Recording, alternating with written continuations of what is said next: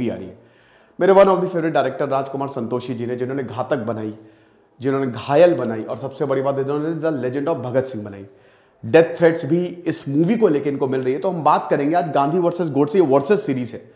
हमने इससे पहले बात की थी स्मोकिंग वर्सेस ड्रिंकिंग की, देन हमने बात की थी मोदी जी वर्सेस अटल बिहारी वाजपेयी की, और उसके बाद एक और लेक्चर लिया था ना वर्सेस पे, कौन सा था वो, एक और लेक्चर लिया था हम लोग ने, मेरा थोड़ा सा दिमाग मतलब याद नहीं आ रहा मुझे, बट वो भी बहुत हिट गया था। तो ये वर्सेस सीरीज जो है वो हम कंटिन्यू कर रहे हैं। लेकिन उससे पहले जय हिंद कूपन कोड यूज करिए, हमारी रिपब्लिक डे सेल शुरू हो गई है, हर कोर्सेज में 25% ऑफ है। तो महात्मा गांधी के ये सारे सवालों के जवाब, आइडियोलॉजिकल पॉलिटिकल बिलीफ क्या है, लेगेसी क्या है, महात्मा गांधी, सेम चीज हम बात करेंगे नाथुराम गोडसे के भी बारे में।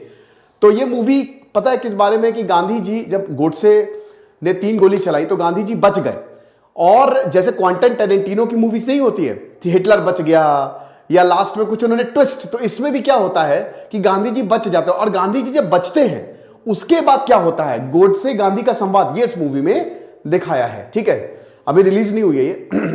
तो देखिए, महात्मा गांधी की बात करें तो महात्मा गांधी के बारे में मैंने बहुत पढ़ा। अभी मैं उनके साबरमती आश्रम गया था अहमदाबाद में, जत्था भर के किताबें लेके आया हूं मैं।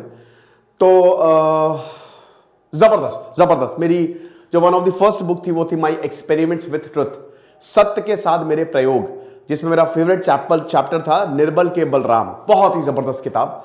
तो 1867, ठीक है, पोरबंदर में इनका जन्म हुआ था, 1869 सॉरी, 2 अक्टूबर हम सबको पता है।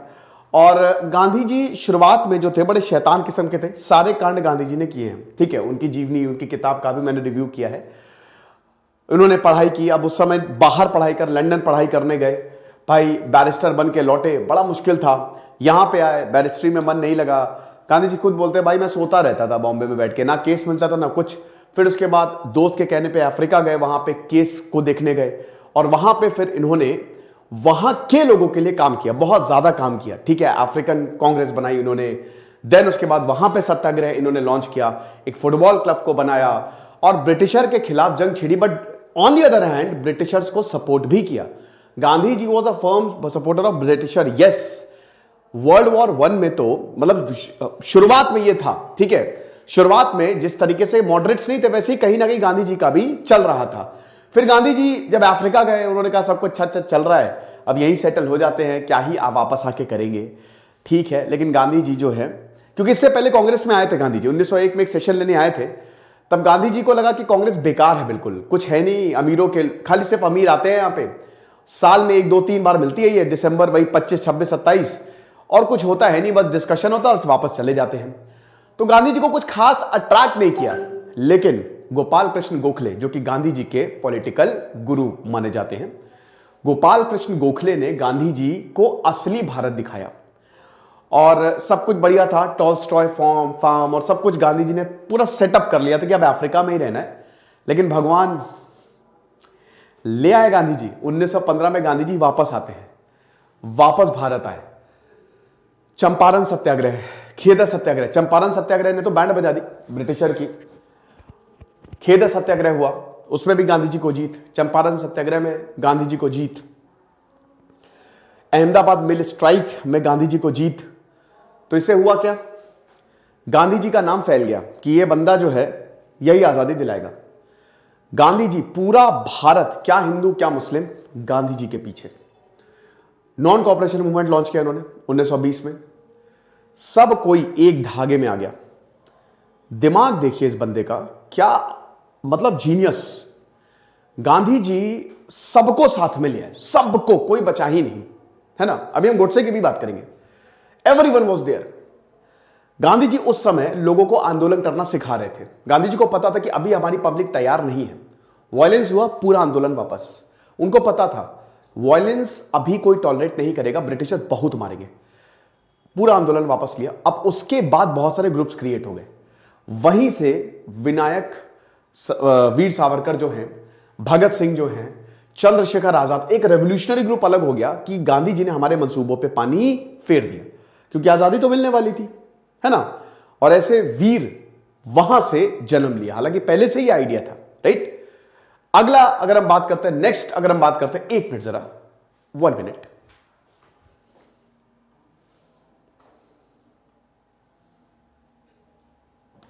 ओके, तो नेक्स्ट अगर हम बात करते हैं, बाहर जाके अटेंड कर लो, ठीक है? ओके, बाहर जाके अटेंड कर लो। एक मिनट, एक्चुअली एक बीच में क्या हुआ है कि ये आइसोलेटेड रहता है, बट कभी कभी कॉल्स इंपॉर्टेंट आ जाते हैं, ठीक है? सो बाहर जाके अटेंड। नेक्स्ट गांधी जी की अगर बात करते हैं, तो जब वो भारत आए, उन्होंने नॉन कॉपरेशन मूवमेंट लॉन्च किया, विड्रॉ कर लिया, ठीक है? उसके बाद फिर गांधी जी ने अगला मूवमेंट 1930 में भाई सिविल डिसोबीडियंस मूवमेंट, दांडी मार्च। अब अभी तक लोगों को एक आइडिया हो गया था कि आंदोलन क्या है ना? बट अगेन उसमें भी सक्सेस नहीं मिली, वो भी वापस कर लिया। देन उसके बाद क्विट इंडिया मूवमेंट 1942, करो या मरो, सिंपल सा नारा, और इस बार हिंसा होती है।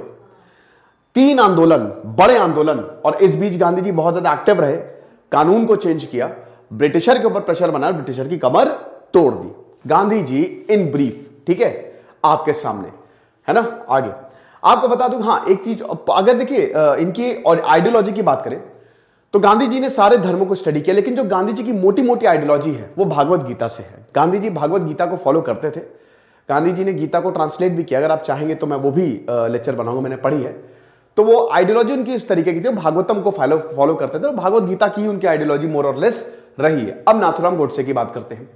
तो नाथुराम गोडसे के ये सवाल कि क्यों गांधी जी को मारा, अब देखिए मैं पैरेलली सारी चीजें बताऊंगा। गांधी जी के बारे में पूरा लेक्चर तो मैं नहीं ले पाऊंगा, बहुत सारे मैंने ऑलरेडी लेक्चर लिए हुए, लेकिन यहां पे गांधी वर्सेस गोडसे हम एक कंपैरिजन कर रहे हैं। गांधी गोडसे के रिलीजियस बिलीफ क्या थे और पर्सपेक्टिव क्या था गोडसे का, वो क्या चीज थी जो चेंज थी। भाई देखो, बारामती शरद पवार की कंस्टिट्यूएंसी है ना, वहां पे नाथुराम गोडसे का जन्म हुआ था। अब इनकी जो माता जी थी क्या हुआ था कि इससे पहले जो 3 लड़के थे उनका देहांत हो गया था, वो इन्फेंसी में ही मर गए थे, पैदा होते ही मर गए। तो जब ये पैदा हुए तो इनका शुरुआत में रामचंद्र नाम रखा गया और इनको नथ पहना दी गई, ठीक है।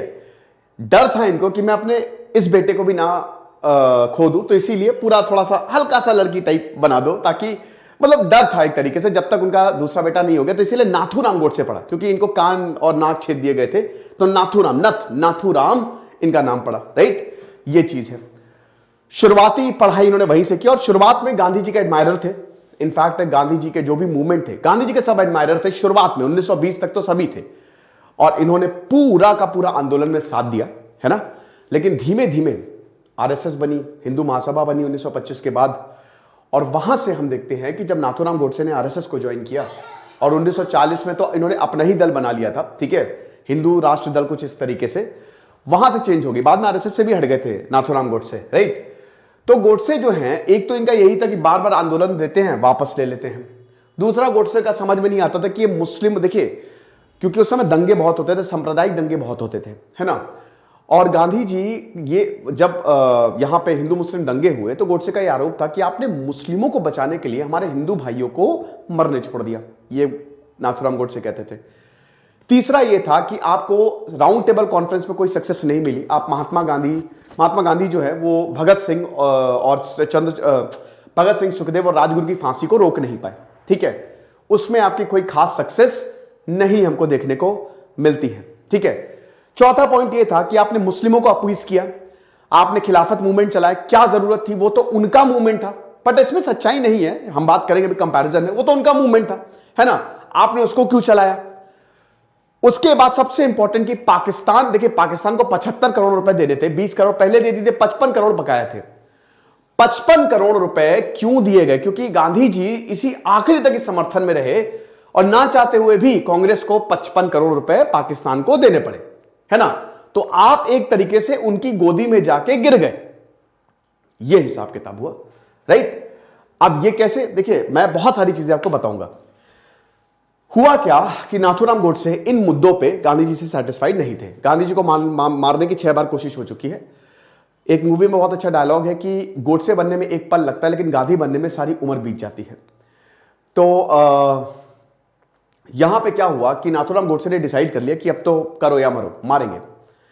अब हुआ क्या कि भाई 20 जनवरी 1948 को भी महात्मा गांधी को मारने की कोशिश की थी। अब ये जो हिसाब किताब था 20 से 30 जनवरी तक, 10 दिन तक गांधी जी 14 बार मरने की बात कर चुके थे। आपको पता है, गांधी जी को भी यह एहसास हो गया था कि कुछ ना कुछ गड़बड़ होने वाली है। एक दिन क्या हुआ था कि जैसे हर शाम बिरला भवन में गांधी जी प्रार्थना सभा करते थे, हर कोई उनसे मिलने आता था, कोई मार्गदर्शन लेने आता था, कोई उनसे बातचीत करने आता था, कोई उनसे आशीर्वाद लेने आता था, हर कोई उनसे मिलने आता था, ठीक है। और ओपन थी, गांधी जी ने कभी भी कोई प्रोटेक्शन नहीं ली, कभी भी, नेवर एवर। अब हुआ क्या कि उस दिन, मतलब उस दिन नहीं, कुछ दिन पहले भी क्या हुआ कि इंदिरा गांधी आई और राजीव गांधी भी थे, ठीक है। राजीव गांधी छोटे से, राइट, राजीव गांधी जो है वो छोटे से तितली पकड़ रहे थे, तो गांधी जी ऐसे धूप सेक रहे थे और पैर ऐसे मतलब ऊपर करके बैठे हुए थे, तो राजीव गांधी क्या हुए, फूल लेके आए और गांधी जी के पैरों में लगा दिया। तो गांधी जी ने उस समय बोला कि बेटा ऐसा मत किया करो, क्योंकि जो मरता है ना उसके पैरों में फूल लगाए जाते हैं। कई बार वो दिन ही अजीब सा था, थोड़ा 30 जनवरी की हम बात करते हैं, उस समय प्रार्थना सभा थी, 4 बजे पटेल को मिलना था। इससे पहले भी कुछ गांधी जी का जो बिहेवियर था थोड़ा सा अजीब सा था। अच्छा, इधर दूसरे कोने में यहां पे ऑलरेडी नाथूराम गोडसे स्टेशन पे आ गए थे, number 6 waiting hall, Beretta pistol, 7 गोलियां भरी वहां पे। फिर 2 लोग और, ठीक है, नारायण आप्टे और विनायक, वो दोनों लोग नाथूराम गोडसे के साथ, है ना।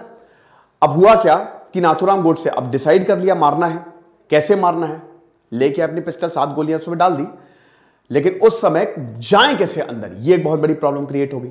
तो पहले बोला बुरखे में चले जाओ, तो बुरखा ट्राई किया नाथूराम गोडसे के ऊपर, बट बुरखा अच्छा नहीं लगा। नाथूराम गोडसे ने बोला कि मैं लड़की के लिबास में थोड़ी ना जाऊंगा, इतिहास मुझे गालियां देगा।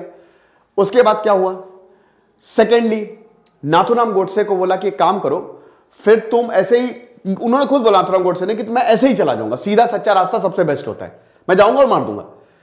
तो बोला ठीक है, बढ़िया है। अब जब ये जा रहे थे अंदर, कोई भी प्रॉब्लम नहीं हुई, बिरला भवन में कोई सिक्योरिटी तो थी नहीं। आभा और मनु, प्रार्थना सभा खत्म हुई, 5:15 बजा, गांधी जी ने ऐसे दोनों पे हाथ रखा, सामने से गोडसे आए, गोडसे ने पहले गांधी जी के पैर छुए, उसके बाद धक्का दिया, जैसे पैर छू के उठे धक्का दिया, 3 गोलियां दाग दी, 1 गोली सीने में, 2 गोली पेट में, गांधी जी ढेर। अब गांधी जी के आखिरी वर्ड्स थे, हे राम हे राम हे राम। अजीब बात है, गांधी जी को मारने वाला भी नाथूराम और गांधी जी के आखिरी शब्द भी हे राम। कृष्ण शास्त्री, जो कि जिन्होंने अ फीट ऑफ गांधी किताब लिखी है, वो इसमें लिखते हैं कि जब मैं गांधी जी को, मतलब जब, क्योंकि भाई अब जब पूरा पुख्ता हो गया कि गांधी जी अब नहीं रहे, तो जब मैं उनको नहला रहा था, मतलब शव को नहलाया जाता है ना, रात के 2 बजे थे, जनवरी का वक्त, बहुत ज्यादा ठंड, तब मुझे एकदम से याद आया कि गांधी जी कभी ठंडे पानी से नहाते ही नहीं थे, कभी भी। लेकिन वो ठंडे पानी से मुझे बापू को नहलाना पड़ा, और मैंने अपने आंसू नहीं रोक पाया, क्योंकि वो हमेशा से गांधी जी के साथ थे। फिर मैंने उनको तिलक लगाया। गांधी जी की यात्रा दिल्ली से निकली, एकदम से इंडिया गेट की तरफ मुड़ गई। करोड़ों की भीड़, 15 लाख से ज्यादा लोगों ने गांधी जी की शव यात्रा में भाग लिया था। गांधी जी का ऐसा रुतबा था, पूरा भारत रोया। आरएसएस को तुरंत बैन किया गया, गोडसे को गिरफ्तार किया गया, गोडसे पे ट्रायल चला। जीडी खोसला अपनी किताब में उन्होंने बताया है गोडसे के आखिरी वक्त, तो गोडसे ने यही सारी चीजें बोली कि मैं बहुत ज्यादा दुखी था, मैं बहुत ज्यादा आहत था, मुस्लिमों को वो ज्यादा सपोर्ट कर रहे थे, बंटवारे में गांधी जी का हाथ था, ये सारी चीजें गोडसे ने बोली। आखिरी में जब 15 नवंबर 1949 को गोडसे को फांसी दी, तो गोडसे और नारायण आप्टे दोनों को फांसी हुई थी, तो गोडसे के कदम लड़खड़ा गए थे।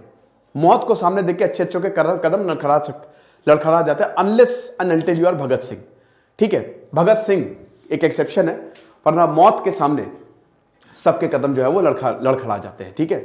तो ये हिसाब किताब हुआ। ये पूरी नाथूराम गोडसे की कहानी थी और महात्मा गांधी की कहानी थी, और मैंने बताया कि इनके बारे में मैंने पूरा एक सेपरेट लेक्चर भी लिया है ना। पर्सनल ग्रज भी था, आपको बता दूं, है ना। रेडिकल आइडियाज एक्टिविटीज बहुत ज्यादा ये प्रमोट करते थे। अब बात यह है कि कौन सही था, गांधी जी सही थे कि गोडसे सही था? ये 2 सवाल हैं, है ना।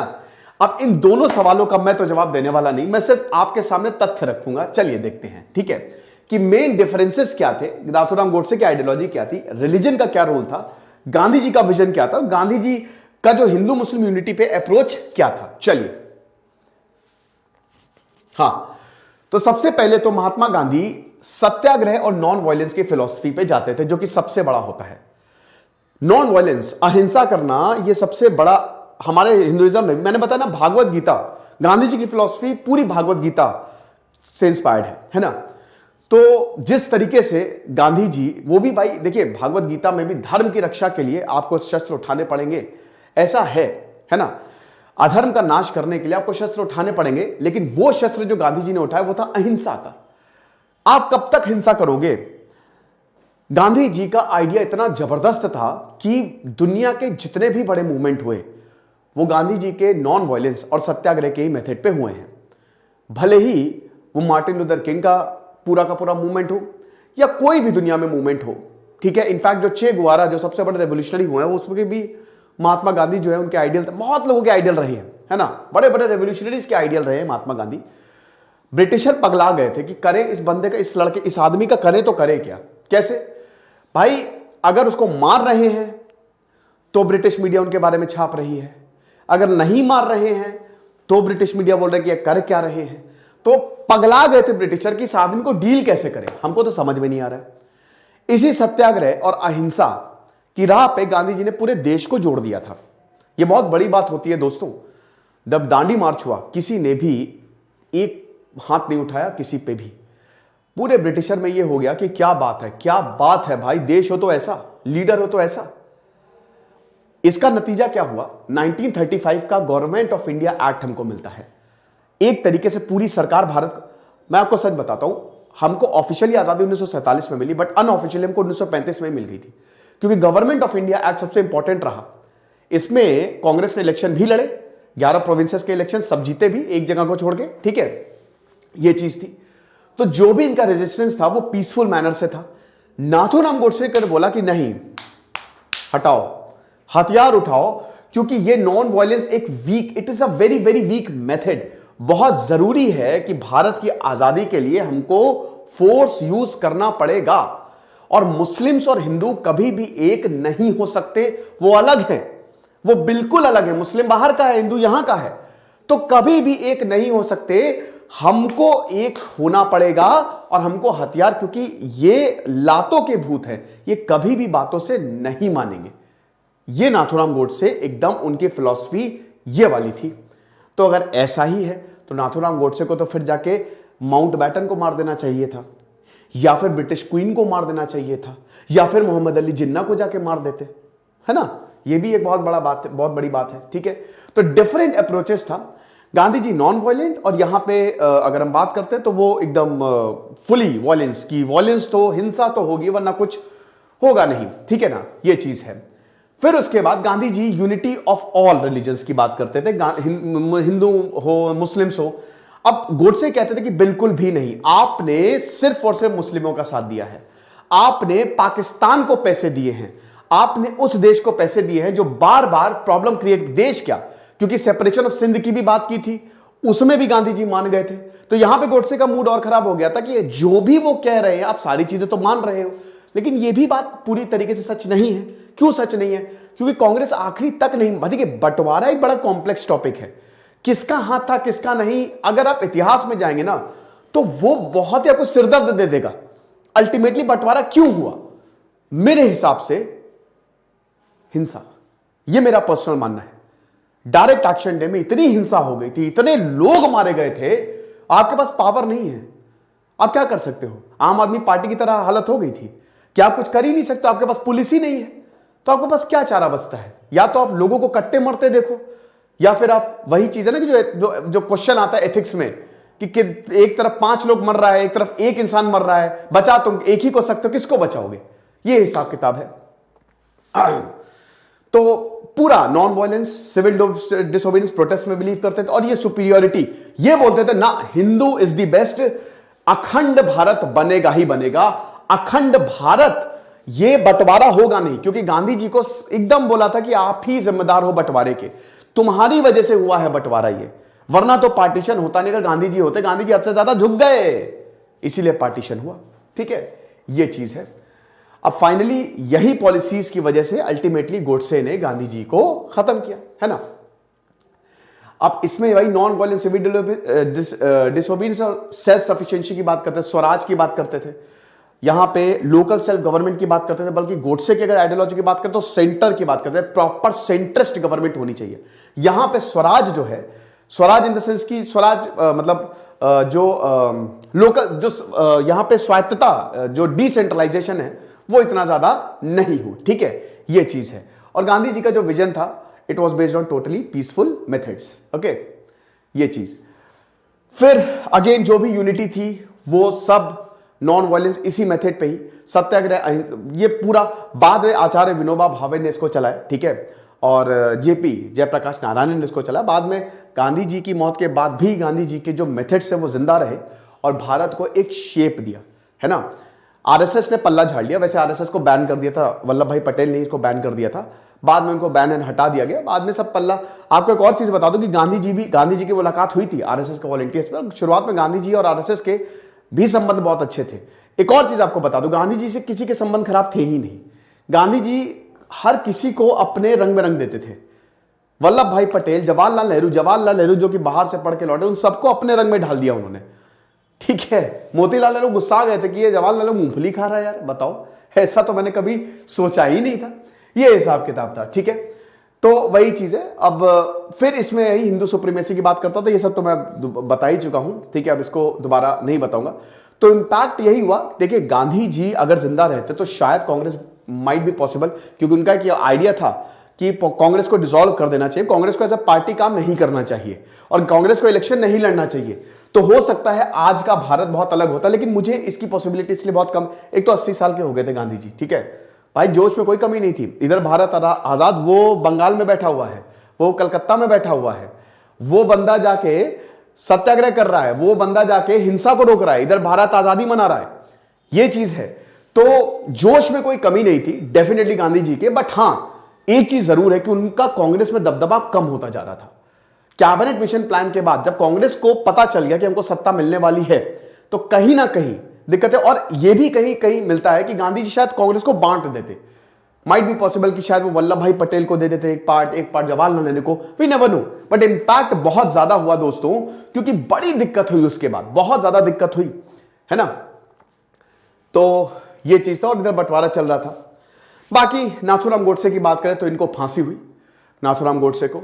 और आज हम ये देखते हैं कि पूरा जो उस समय सरकार थी उन्होंने नाथूराम गोडसे के एक्शंस को डिनाउंस किया, अरेस्टेड किया, ही वाज ट्राइड एंड जो भी पॉलिटिकल ऑर्गेनाइजेशन थी उनको बैन किया गया। ये सब चीजें हुई हैं।